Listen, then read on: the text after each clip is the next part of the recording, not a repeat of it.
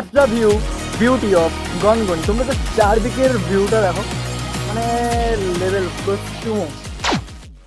Hey guys, it's my channel, welcome back to my another video. আর এখন বাজে সময় বেলা 12:30, আর এখন আমরা যাব যাকে বলে বাংলার সব থেকে বড় গ্র্যান্ড ক্যানিয়ন, যাকে বলা হয় গনগনি। এখন রয়েছি চন্দ্রকোনা স্টেশনে। আজ ছেড়ে শুরু করছি এই ভিডিওটা চন্দ্রকোনা থেকে, বিকজ অফ রিজন তোমরা অনেকেই জানো যে আগে আমি যে ভিডিওটা দিয়েছিলাম, যেটা হচ্ছে তোমার চন্দ্রকোনায়, যেটা হচ্ছে প্রয়াগ ফিল্ম সিটি, ওখানে এসেছিলাম। এই ফিল্ম সিটিটা ছিল বন্ধ, যার কারণে এখান থেকে আমরা ঠিক করলাম যে এখান থেকে আমরা যাবো গনগনি। আর এই দেখো চন্দ্রকোনা স্টেশন, আর ভাই চড়া রোদ পড়েছে, আর ট্রেন আমাদের আসার টাইমও হয়ে গেছে। আমরা প্রায় এখানে নেক্সট টাইমের জন্য, নেক্সট ট্রেনের জন্য ওয়েট করেছি মিনিমাম 1 ঘন্টা প্লাস। সো এখান থেকে আমরা যাব এখন গড়বেতা থেকে। ওখান থেকে দেখাবো তোমাদেরকে কীভাবে তোমরা গনগনি যাবে। আমিও ফার্স্ট টাইম, সো চলো যাওয়া।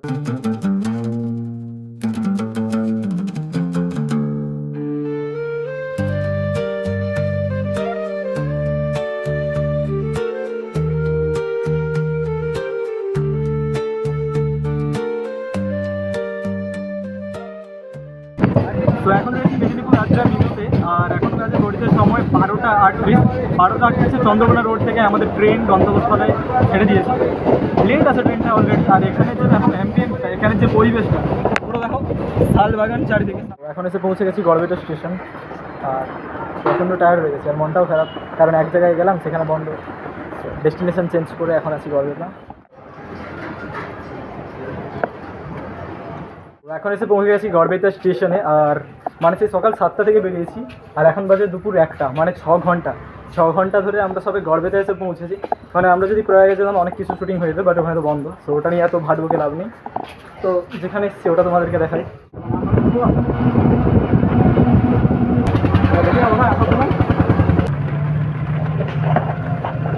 আর তোমরা যখন স্টেশন থেকে আসবে, স্টেশনের পাশেই তোমরা পেয়ে যাবে অনেক টোটো থাকে।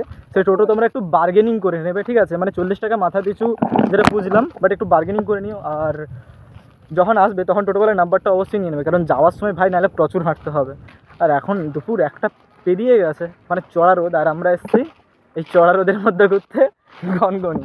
মানে এখানকার যারা পশু প্রাণী, মানে হাতি টাতি যারা রয়েছে, তারাও এই মুহূর্তে লুকিয়ে গেছে, আর আমরা এসেছি ঘুরতে এই টাইম। এখন সময় বেলা 1:19। বিশ্বাস করবে না, এত পরিমাণে রোদ। তো আমরা ঠিক করলাম যে বিকেলবেলা এখানে ভিডিও বানাবো।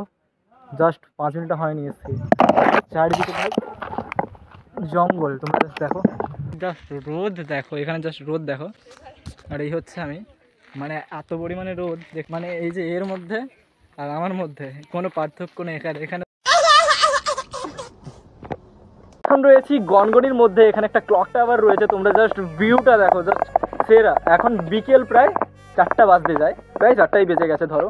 আর এখানে জাস্ট ভিউটা দেখো, অসম লেভেল। মানে আমরা সারা দুপুর এখানেই কাটিয়েছি, এখানের মধ্যে আমি আর দেবাশিসরা এখানেই পুরো দুপুরটা কাটিয়েছি, বিকজ এত রোদের টেম্পারেচার, মানে বেরোনো যাচ্ছিল না। এখন একটু রোদের টেম্পারেচারটা কম হয়েছে, আর ফোনটা প্রচুর পরিমাণে হিট করছে, কারণ বুঝতে পারছো এত হিটের মধ্যে ফোন হিট করবেই, আমার মানুষরা থাকতে পারছে না, এটা তো ম্যাসিভ। তো দেখো একটা সুন্দর রোদই রয়েছে, ওপর থেকে জাস্ট ভিউটা দেখো, অসম লাগে। আর অল টাইম বিজি মানুষ। রাজাজি, এখানে যে প্রবেশ মূল্য সেটা হচ্ছে 5 টাকা। 5 টাকায় তুমি এখানে সারা দিন থাকতে পারো।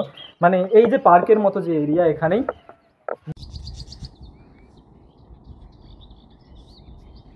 এই যে পার্কটা রয়েছে, এই পার্কের মধ্যেই যে সাইডে অনেক ছোট ছোট মানে সেট করা রয়েছে, এখানে তোমরা বসতে পারবে, মানে টাইম স্পেন্ড করতে পারবে। অবশ্যই ভালো, জায়গাটা সুন্দর। তোমরা ফ্যামিলি বলো तू समझा? हाँ नहीं तू समझा नहीं। আর ফ্রেন্ডস বলো, যেখানে এসে একটা ভালো জায়গা, মানে ঘুরতে পারবে, অনেক কিছু দেখার রয়েছে অবশ্যই, যেহেতু এটা একটা ভৌগোলিক জায়গার মধ্যে পড়ে। আর সেটা ছাড়া ওই পার্কটাও মানে হ্যাবক কিছু সুন্দর নয়, কিন্তু সুন্দর, অবশ্যই সুন্দর। আর এখানে অনেক কটেজ করা রয়েছে, রুম রয়েছে, আর রুমের নামগুলো বেশ সুন্দর, মানে নদীর নামে রয়েছে। এটা যেমন রয়েছে সুবর্ণরেখা, তারপরে ডুলুং, তারপরে কংসাবতী, মানে নদীর নামে এখানে রুমের নাম রয়েছে।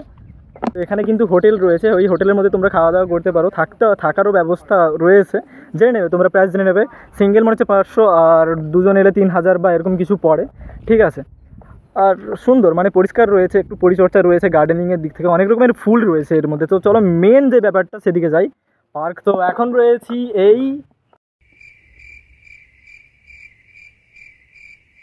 Grand canyon.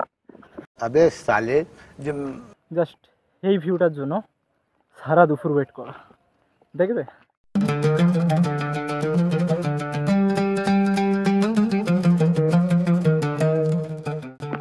আর এটাই হচ্ছে বাংলার সব থেকে বড় গ্র্যান্ড ক্যানিয়ন। আর পাশে একটা উপরিক্ত যেটা পাও না সেটা হচ্ছে শিলাবতী নদী। আর এখানে তোমরা জাস্ট ফিল করতেই পারবে যে এখানে বর্ষাকালে এই জায়গাটার কি লেভেলের একটা ভিউ থাকতে পারে। তোমরা জাস্ট একটা কল্পনা করে জানতে পারবে। গ্র্যান্ড ক্যানিয়ন যার মানে বাংলা কথা হচ্ছে বৃহত্তম খাদ কিছু একটা ছিল। বাংলার সব থেকে বড় গ্র্যান্ড ক্যানিয়ন বলা হয়, এমনি এমনি বলা হয় না। এটা হচ্ছে বাংলার সব থেকে বড় গিরিখাত। তোমরা অনেকে গুগলে পড়েছো, হ্যাঁ এটাই হচ্ছে সেই গড়বেতার মধ্যে যে গ্র্যান্ড ক্যানিয়ন বা গনগনি যেটাকে বলে এখানে। তো তোমরা চাইলে এখানে আসতে পারো, এখানে অনেকে আসে, ফ্যামিলি ফ্রেন্ডস কাপল অনেকেই আসে। এখানে পিকনিক কটেজ সব রকমের ব্যবস্থা রয়েছে। ভিউটা আমার লাগে এখানেই ম্যান ভার্সেস ওয়াইল্ডের কিছু কিছু শুটিং হয়েছে। জাস্ট তোমরা এই জায়গাটার ভিউটা দেখো, মানে একটা গুহা টাইপের জায়গা যেটা পুরোপুরি এই যে ব্যাপারটা হচ্ছে মানে মাটি দিয়ে পুরোটা একটা মাটি। তোমরা একবার নর্মালি ভেবে দেখো প্রাকৃতিক উপায়ে তৈরি এই জায়গা। জাস্ট কিছু বলার নেই, ভাষা হারিয়ে ফেলবে, তোমরা ভাষা হারিয়ে ফেলবে, আমি হারিয়ে ফেলবো, তোমরা হারিয়ে। তো চারিদিকটা দেখো পুরো লাল মাটি, ঠিক আছে? মানে তোমরা জাস্ট উচ্চতাটা দেখো, এখানের হাইটটা কত বড়। আর এখানে একটা দেখো হোল রয়েছে, এখানে অনেকে ফটোশ্যুট টুট করে। তো চলো আমরাও যাব। এই এত উপরে এলাম, উপরে এসে দেখি এটা দিয়ে একটা রাস্তা চলে গেছে। মানে তোমরা জাস্ট একটা কল্পনা করো কতটা নিচু, আমরা কতটা উপরে রয়েছি। এখান থেকে একটা রাস্তা গেছে, এই রাস্তাটা কোথায় গেছে না গেছে কিছুই জানি না। আমার হাতে একটা মরামের টুকরো রয়েছে, কতটা নিচু জাস্ট ফিল করো এটা। আর আমার কাছে রয়েছে একটা ইন্টারেস্টিং জিনিস, তোমাদেরকে দেখাই, জাস্ট লাইক ইট। দেখো আমি কম্পাস নিয়ে এসেছি, ঠিক আছে?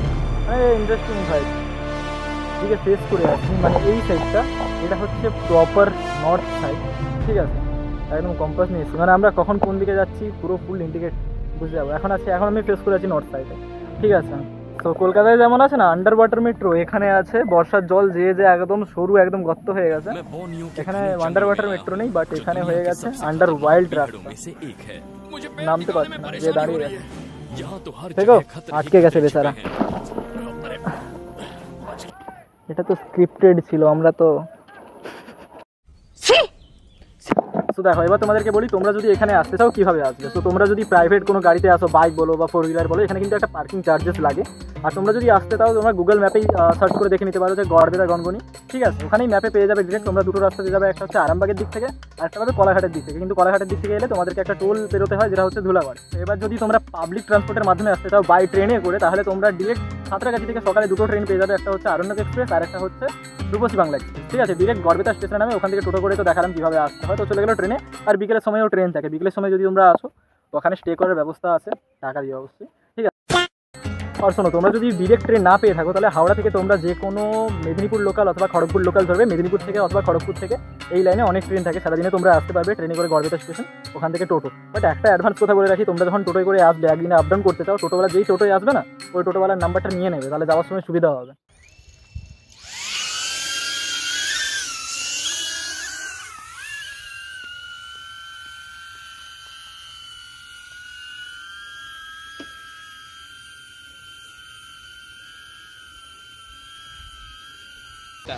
হ্যালো গাইস, তো भूतिया बनाया तुमको। অ্যান্ড আজকের ভিডিওটা এই পর্যন্ত রইলো। ভিডিওটা তোমাদের কেমন লাগলো অবশ্যই একটা কমেন্ট করে জানিও। ভিডিওটা যদি ভালো লেগে থাকে ভিডিওটাকে লাইক করে দিও আর শেয়ার করে সবার মাঝে ছড়িয়ে দিও। ভিডিওটা কমেন্ট করে জানাও ভিডিওটা কেমন লাগলো আর কেমন কেমন ভিডিও তোমরা দেখতে চাও। আর যদি এই চেহারাটাকে প্রথমবার দেখে থাকো তাহলে চ্যানেলটাকে অবশ্যই সাবস্ক্রাইব করে দাও ভাই, তোমাদের জন্য অনেক কষ্ট করে ভিডিওটা সেই সকাল 7টা থেকে এখন বিকেল 4:30, মানে 5টা বেজে গেছে রোদের মধ্যে টানা, কত দূর থেকে এসেছি। একটা সাবস্ক্রাইব করে দিও। সো আজকের ভিডিওটা এই পর্যন্ত, ততক্ষণের জন্য ভাই।